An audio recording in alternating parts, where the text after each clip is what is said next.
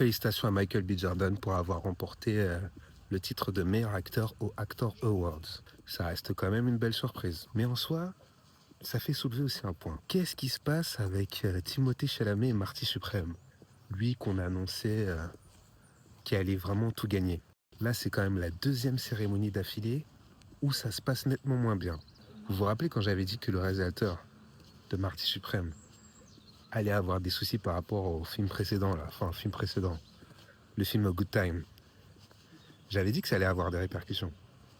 Est-ce que c'est pas ce qui est en train de se passer actuellement?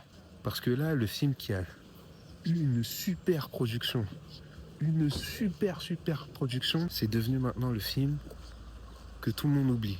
Personnellement, je pense que cette affaire a fait du bruit et ça dessert complètement Timothée Chalamet. Maintenant, on peut reposer la question. Est-ce que vous êtes sûr que Timothée Chalamet va remporter l'Oscar cette année? C'est beaucoup moins sûr pour moi. Et si Michael B. Jordan l'emporte, oh là là là là là. Je serais content pour lui. Très content.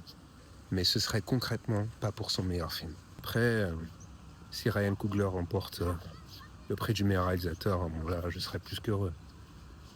Les autres nommés pour la catégorie du meilleur acteur sont aussi très bons, même si malheureusement j'ai pas pu voir le film Blue Moon de Ethan Hawke, vu qu'il ne sort toujours pas. Mais je pense qu'ils pourraient tous prétendre à recevoir le titre. Et donc il y a aussi un acteur dont on ne parle pas beaucoup pour ses Oscars, hein, Leonardo DiCaprio. Honnêtement, je ne suis même pas sûr qu'il y croit lui aussi. Après, sa performance a quand même été bonne. Même plutôt très bonne. Mais bon, à voir. Après, peut-être Wagner Moura.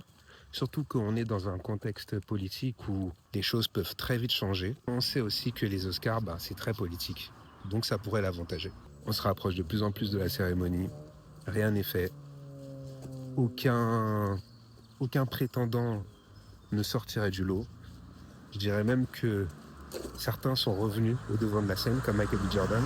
Et tant mieux d'ailleurs. Justement, c'est peut-être ce qu'il y a de bien cette année. C'est que les performances masculines, elles n'ont pas été exceptionnelles. Donc du coup, ça pourrait être n'importe qui, sans que ça choque tout le monde. Bon, même si tout le monde s'attendait à ce que Timothée Chalamet sorte du lot. Mais du coup, c'est peut-être plus lui. Ça va être chaud. Je vais regarder la soirée en direct. Je pense que ça va être quand même une soirée à ne pas rater. Moi, personnellement, je vais pas bosser lundi. Je vais m'assurer de bien regarder ça. Et toi alors, tu vas regarder la cérémonie? Pour toi, ce sera qui le meilleur acteur cette année?